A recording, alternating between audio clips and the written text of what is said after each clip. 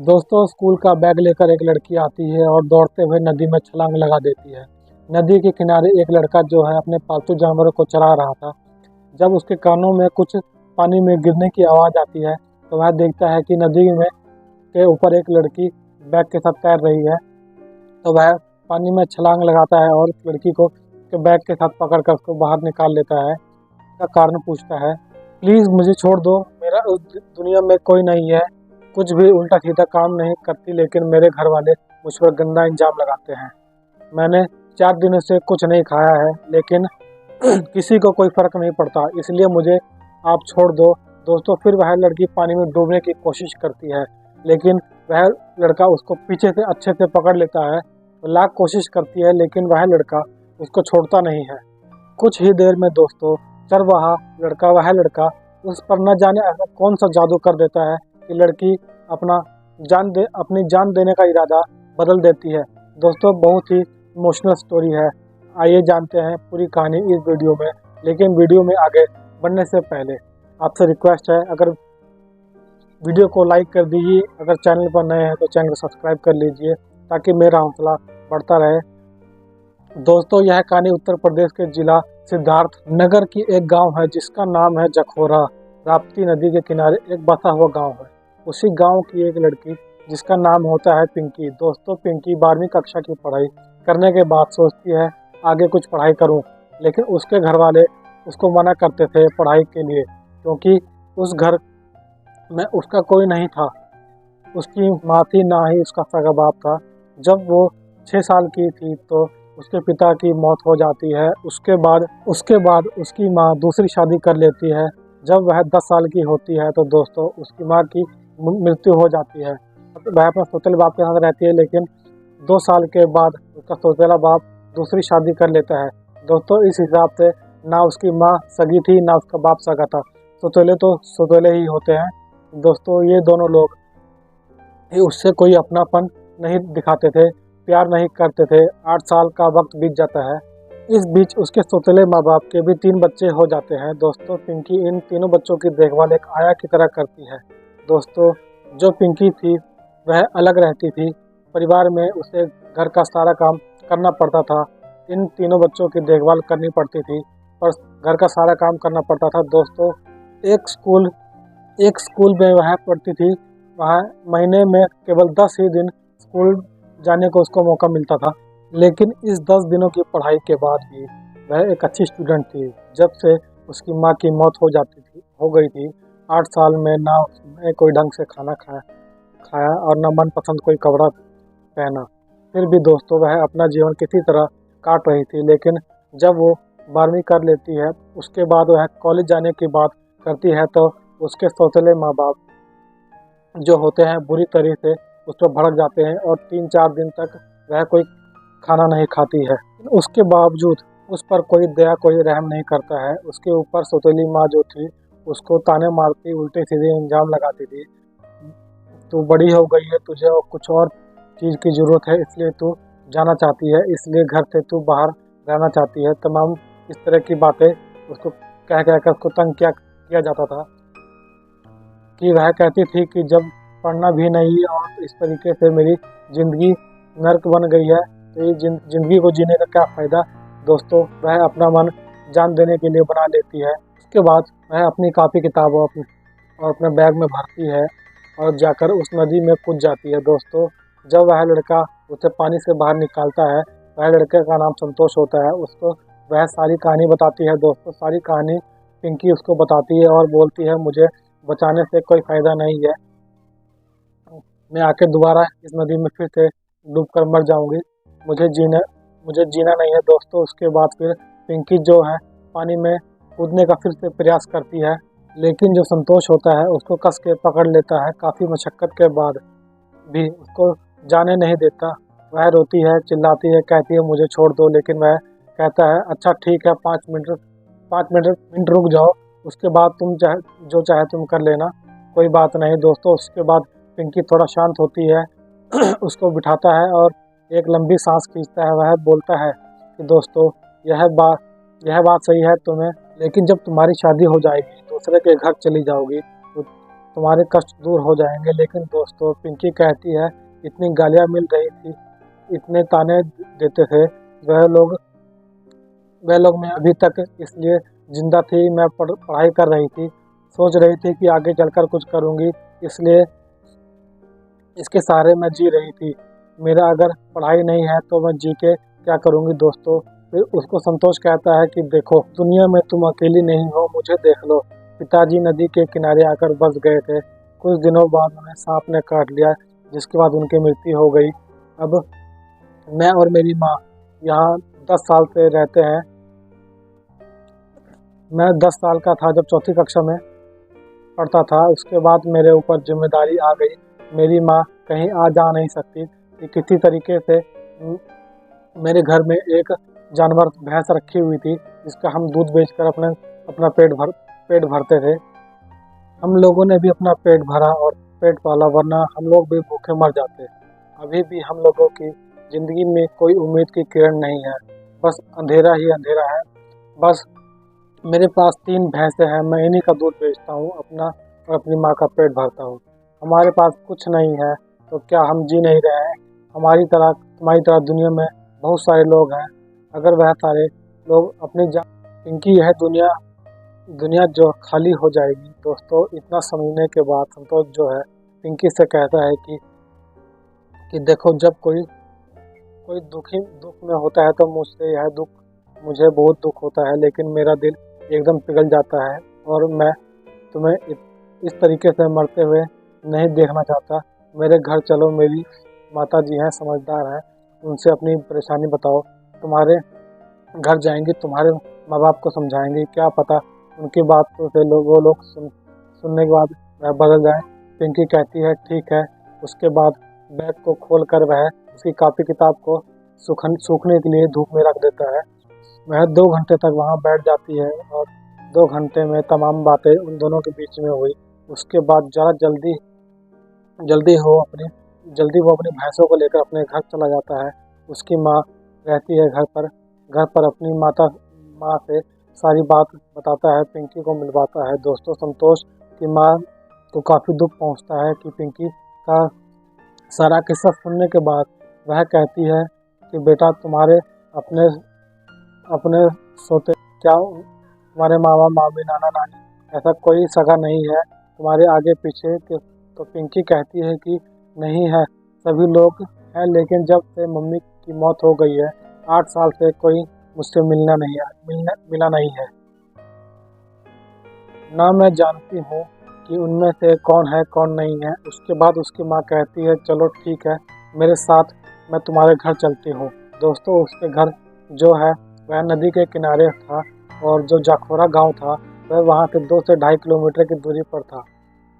उसको लेकर जाती है, उसके घर जैसे पहुँचती है दोस्तों, उसके पहुँचने से पहले जो उसकी माँ सौतेली माँ होती है पूरे गांव में शोर मचा देती है कि वह यहाँ किसी के साथ भाग गई है, घर छोड़कर किसी के साथ भाग गई है। जबकि दोस्तों वह खुद पिंकी अपने माँ बाप के सामने बैग लेकर उनसे बोलकर आई थी कि मैं मरने के लिए जा रही हूँ, मेरा नाम नहीं लिखवाओगे? तो उन लोगों ने कहा कि जहाँ मर्जी जा, हमें तेरा नाम नहीं लिखवाना। दोस्तों जो पिंकी का बाप होता है वह राजमिस्त्री का काम करता है, अच्छे खासे पैसे कमाता है, लेकिन आदतें खराब होने के कारण उसकी पत्नी की भी इसलिए आदतें खराब थी, इसलिए हमेशा पैसे की परेशानी बनी रहती थी। अब संतोष की माँ जाकर उससे मिलती है, उसको वह जानती थी, उसका नाम दयाराम होता है। कहती है दयाराम देखो तुम्हारी बड़ी लड़की है, अच्छा पढ़ने में ठीक ठाक है, तुम्हारा यह सहारा बनेगी, कोई नौकरी वगैरह कर लेगी तो तुम्हारे छोटे बच्चे हैं, परिवार है, यह तुम्हारा सहारा ही बनेगी, तुम्हारे ऊपर बोझा तो नहीं है, तुम्हारे घर का सारा काम करती है, बच्चों को देखती है, सारा कुछ इसने मुझे बताया है। दोस्तों इतना सुनते ही दयाराम भड़क जाता है और उसको मारने के लिए दौड़ता है। अच्छा तू हमारे ऊपर एहसान जता रही है हमारा काम करके? तो कहती है कि ना तेरी माँ है ना तेरा बाप है, तुझे हम पालते हैं, हम लोग तुझे खिलाते हैं जिलाते हैं, थोड़ा सा तू काम कर देती है, एहसान कर देती है, तुझे हम क्यों पढ़ाए? तेरा तो क्या कोई तुझे पूछने वाला नहीं है? जब दोस्तों यह दयाराम का यह रवैया संतोष की माँ देखती है तो समझ जाती है कि वाकई में पिंकी के ऊपर कितना कष्ट है और उसका जीवन इस तरीके से उस वह गुजार रही है। दोस्तों वह कहते हैं कि देखो दयाराम, अगर तुम्हारे ऊपर इतना ही बोझ है, तो अगर तुम चाहते हो कि यह इस घर में ना रहे तो यह मेरे पास आकर रहेगी। तो उसको वह कहती है मैं इसको मरने नहीं दूंगी, मैं इसको अपने घर ले जा रही हूँ, इसको मैं लेके जा रही हूँ अपने साथ। जो मेरी समझ में आएगा मैं करूँगी, जो मुझे रूखा सूखा भगवान देगा मैं खुद भी खाऊंगी और उसको भी खिलाऊंगी। तुम्हें जो करना है तुम कर लेना। दोस्तों संतोष की माँ पिंकी को लेकर अपने घर चली जाती है। जब वह घर जाती है तो संतोष देखता है और बोलता है माँ क्या हुआ। तो माँ बताती है कि ऐसी बात है बेटा, यह आज से हमारे साथ ही रहेगी, जहाँ इसका पढ़ने का मन है तुम चाहे एक भैंस अभी बेच दो। दोस्तों उसके पास 3 भैंस होती है, वह उसका नाम वहाँ इसका नाम लिखवा दो, उसको एक साइकिल लेके दो, यह पढ़ेगी हमारे साथ ही रहेगी। दोस्तों पिंकी घर में आ जाती है। उसके घर में वैसे तो ही परेशानी थी, लेकिन इसलिए वो 3 भैंस में से अपनी एक भैंस को बेच देता है और कुछ सामान लाते हैं घर का जो जरूरी। उसके बाद उसका एक प्राइवेट फार्म भरवा देता है। उसके बीच में दोस्तों वह अपनी पढ़ाई करने लगती है और उन्हीं के घर में रहने लगती है। तो सारा दिन वह घर का काम करती, भैंसों को चारा डालती, इनके लिए चारा लाती और भैंसों को नहलाना धुलाना खाना बनाना बाकी सब काम करना शुरू कर देती है। कुछ दिन बाद माँ बेटे के अलावा किसी को और पिंकी को अच्छा खाना नसीब, अच्छे खासे कपड़े नसीब होने लगे। दोस्तों बड़े आराम से इन लोगों का जिंदगी कट रही थी, किसी चीज़ की कोई परेशानी नहीं थी। तभी जो है उनके लिए समस्या खड़ी हो जाती है। जो उसके सौतेले माँ बाप होते हैं, पिंकी के जाने के बाद उसको तमाम परेशानियाँ शुरू हो जाती हैं, क्योंकि वह बच्चों की देखभाल करती थी, बड़े बुजुर्गों की तरह घर को संभालती थी, खिलाती थी, सबके कपड़े धुलती थी, सब कुछ करती थी। उसके बाद अपने बच्चे टाइम में कुछ पढ़ाई भी कर लेती थी। दोस्तों उसके जाने से उसको ऐसा लगा कि जैसे 2-3 नौकर घर छोड़कर चले गए हैं। एक साथ उसको परेशानियां शुरू होने लगती हैं। दिन वह पुलिस चौकी चला जाता है और चौकी इंचार्ज से कहता है कि ऐसी बात है। अब दोस्तों किसी तरीके से वह चाह रहा था कि वह उसके घर में वापस आ जाए, काम करे। दोस्तों इसके लिए पुलिस चौकी चला जाता है और वहाँ चौकी इंचार्ज से लेकर संतोष के घर जाता है। सुबह दोस्तों वह उसके घर पहुँच जाता है। संतोष को उल्टा सीधा कहने लगता है। दरोगा जी साहब कहते हैं कि तुम इसकी लड़की को भगा कर लाए हो, अपहरण करके लाए हो, तुम्हारे ऊपर इतने केस लगाएंगे, तुम्हारी हड्डी तोड़ देंगे, ये करेंगे वो करेंगे। दोस्तों संतोष घबरा जाता है और उतने में ही उसकी माँ बाहर निकलती है और सारी बात वह भी सुनती है और कहती है दरोगा जी आप बताइए। दोस्तों वह थोड़े बुजुर्ग थे और कहती है आप यह बताइए कि आप अपने बहू को कहाँ पर रखते हैं। आपके घर में तो बहू होगी, आपकी पत्नी होगी, उन्हें कहाँ रखते हैं?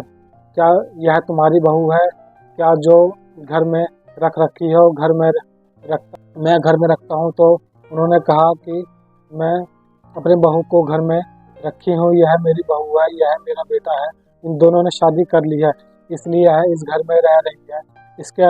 इसको कोई दिक्कत नहीं है होनी चाहिए। इसकी उम्र भी हो गई है, यह 20 साल की है और मेरा लड़का भी 20 से 22-23 साल का है। अब इतना सुनने के बाद उसकी जो माँ बोल रही है कि ना तो सिंदूर है ना कुछ पहन रखा है, यह कह रही इनके घर में रह रही है, अपना मुँह काला कर रही है। दोस्तों यह कहकर यहाँ क्या कर रही है, हमारी बहू है। दोस्तों जो दरोगा जी थे वह उनकी तरफ से बोल रहे थे, यह कहते हैं कि देखो ऐसा है कि हमें पट्टी पढ़ाने की कोशिश मत करो, यह जाएगी इनके साथ, अगर नहीं भेजोगे तो तुम लोगों का इंजाम बहुत बुरा होगा। अब दोस्तों माँ बेटे क्या करते, इनकी तरफ से कोई नहीं था। जो ना चाहते हुए भी पिंकी है वह उनके घर अपने माँ बाप के साथ अपने घर चली जाती है। दोस्तों वो लोग पिंकी को लेकर घर चले जाते हैं और माँ बेटे मुंह ताकते रह जाते हैं। दोस्तों वहाँ जाने के बाद पिंकी के लिए परेशानियां शुरू हो जाती हैं। उसके बाद जो उसकी जो सौतेली माँ और उसका सौतेला बाप था उससे भद्दी भद्दी बातें करने लगते हैं। उसकी माँ कहती है यह सब करने गई थी वहाँ, इसलिए स्कूल जाना चाहती थी, ना कटवा दिया, यह कर दिया वह कर दिया, यह सब बोलती हैं। ऐसा था तो हम तेरी शादी करवा देते। वैसे तमाम बातें उसको उल्टा सीधा 6 महीने से वह संतोष के घर में रह रही थी, उन्हीं लोगों के बारे में सारी रात सोचती रहती थी।